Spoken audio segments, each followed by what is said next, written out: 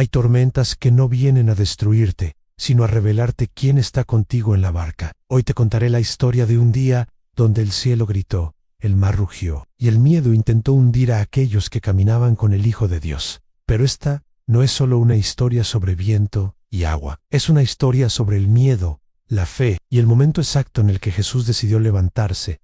El día había terminado como cualquier otro. Jesús habló a las multitudes, sanó a los enfermos, liberó a los oprimidos. La tarde era tranquila, casi perfecta, y las aguas del lago de Galilea parecían un espejo que reflejaba la paz del cielo. El sol descendía lentamente, pintando el horizonte con tonos dorados y anaranjados. Los discípulos, agotados pero llenos de una serena satisfacción, recogían sus cosas, sus conversaciones mezcladas con el suave murmullo de las olas. Jesús los miró con esa profundidad que parecía leer sus almas, y dijo con una voz clara y firme: «Pasemos al otro lado». Esas palabras resonaron con un eco de misterio. No era solo un destino geográfico, era un territorio desconocido, un lugar simbólico de lo incierto. Más allá de su zona de confort, subieron a la barca. Se podía sentir la brisa suave acariciando sus rostros, trayendo consigo el olor a sal y a tierra mojada. El reflejo dorado del atardecer bailaba sobre el agua,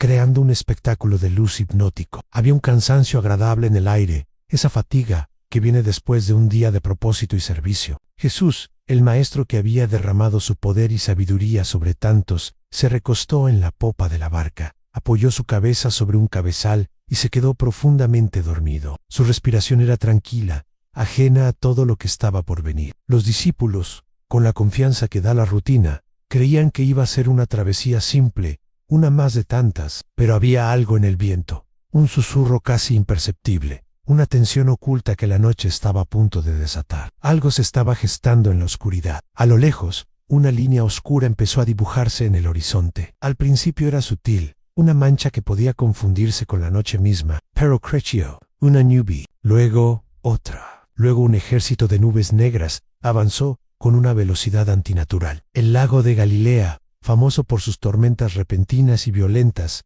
comenzó a cambiar de humor. Lo que era un espejo sereno se convirtió en un monstruo agitado. El viento dejó de ser una caricia y se transformó en un látigo helado que cortaba la piel. Las olas, que antes mecían suavemente la barca, empezaron a crecer, a levantarse con furia, golpeando el casco de madera con una violencia que hacía temblar cada viga. Las cuerdas del aparejo se tensaron hasta gemir, como si estuvieran a punto de romperse. El cielo, antes estrellado, se quebró en un espectáculo aterrador de relámpagos que iluminaban por instantes la escena caótica, mostrando rostros pálidos y ojos desorbitados. Lo que comenzó como una brisa se convirtió en una tormenta que tenía intención. Parecía tener una voluntad propia, un propósito destructor. Los discípulos, muchos de ellos pescadores experimentados que conocían ese mar como la palma de su mano, empezaron a gritar órdenes: «Aseguren la vela, achiquen el agua». Sus voces eran tragadas por el rugido del viento. La barca se inclinaba peligrosamente,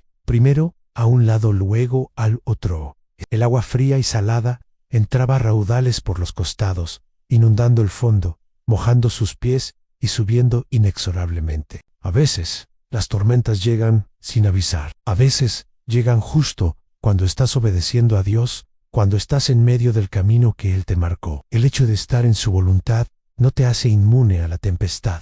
El miedo empezó a hablar, y el miedo habla fuerte. El miedo grita, el miedo exagera. Sus manos, expertas en manejar redes y remos, ahora temblaban sin control mientras se aferraban a lo que podían. Sus voces, que horas antes cantaban salmos, ahora se quebraban por la desesperación. «Nos hundimos», gritó uno, con el pánico ahogando sus palabras. «Vamos a morir. Haz algo», suplicó otro, sin dirigirse a nadie en particular, solo lanzando su angustia al viento. Pero sobre todo, el miedo olvida. En medio del caos, del agua que subía, de los truenos que retumbaban como tambores de guerra, ellos olvidaron. Olvidaron quién estaba en la barca con ellos. Olvidaron los milagros que habían presenciado, el pan multiplicado, los ciegos que veían, los leprosos que eran limpiados. Y mientras el cielo rugía, mientras las olas amenazaban con tragárselos, Jesús dormía. Su paz era un contraste violento con la furia de los elementos. ¿Y cuántas veces sentimos exactamente eso? La tormenta de la enfermedad, la crisis financiera, el conflicto familiar, la ansiedad, está gritando a nuestro alrededor y sentimos que Dios está en silencio, que Dios duerme, que no le importa en él. Esa sensación de abandono en medio del caos es quizás la parte más aterradora de la tormenta. Finalmente, la desesperación venció a la razón. Tropezando en la barca inundada, se abrieron paso hasta la popa donde Jesús descansaba. Los sacudieron con una mezcla de reverencia y pánico, y de sus labios salió la pregunta que ha atravesado los siglos. Maestro, ¿no te importa que perecemos? Esa frase sigue viva hoy. Se pronuncia en las habitaciones de los hospitales, en los tribunales de divorcio, en las noches de insomnio. ¿No te importa, Dios? Es la pregunta del corazón herido, cansado, asustado. Es el clamor de quien siente que su barca se hunde y el capitán parece indiferente. Jesús abrió los ojos. No había sorpresa en ellos. No había pánico. Su mirada era tranquila, sobrenaturalmente tranquila. Se levantó lentamente. La tormenta seguía rugiendo con la misma furia. El barco seguía temblando, amenazando con desintegrarse. El agua seguía subiendo. Nada en el exterior había cambiado. Pero ahora, con él de pie, algo fundamental estaba a punto de cambiar para siempre. Jesús se puso de pie frente al viento. Avanzó hacia la proa de la barca, plantándose firme ante la furia desatada. Su túnica se agitaba violentamente. La lluvia golpeaba su rostro. El mar rugía como una bestia herida, pero su voz atravesó todo ese estruendo. No gritó. Habló con autoridad, con un poder que no era de este mundo. Miró a las olas y al viento y ordenó: «Cállate, enmudece». Y entonces, lo imposible sucedió. Las olas, que segundos antes se elevaban como montañas, bajaron de golpe. El viento, que aullaba con una fuerza huracanada, se detuvo en seco, como si el aire contuviera la respiración. El mar, agitado y oscuro, se volvió un espejo liso y perfecto. La naturaleza entera reconoció la voz de su creador y obedeció al instante. El silencio que cayó fue más impactante que el ruido de la tormenta. Un silencio absoluto, pesado, lleno de poder. Los discípulos se quedaron paralizados. El miedo a la tormenta se había ido, pero fue reemplazado por un temor mucho más profundo, un temor reverente. Miraron a Jesús y luego se miraron entre ellos, con los ojos muy abiertos. El agua goteaba de sus cabellos y sus ropas, pero ya no sentían el frío, solo sentían el asombro. Y uno de ellos susurró la pregunta que todos pensaban: ¿quién es este, que hasta el viento y el mar le obedecen? En ese momento lo entendieron. La tormenta no llegó para hundirlos, llegó para revelarles quién era Jesús realmente. Ellos pensaban que seguían a un gran maestro, a un profeta, a un sanador, pero en esa barca, en medio de un mar calmado por una sola palabra, descubrieron que estaban en presencia del dueño de la creación. Hay tormentas que vienen a enseñarte quién eres tú, a mostrarte la fragilidad de tu fuerza y la profundidad de tu miedo. Pero también, y más importante, vienen a enseñarte quién es Él. Cuando la tormenta habla, revela tu miedo. Cuando Jesús habla, revela su poder.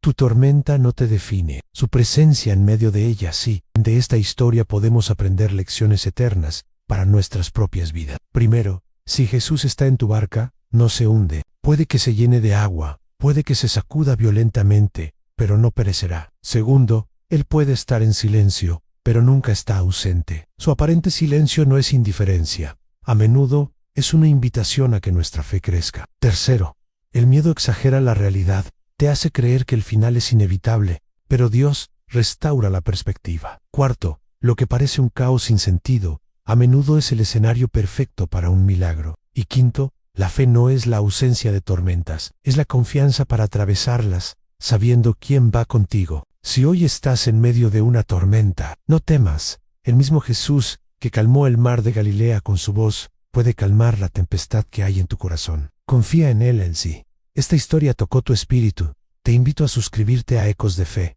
donde cada historia es una chispa para tu alma. Gracias por escuchar.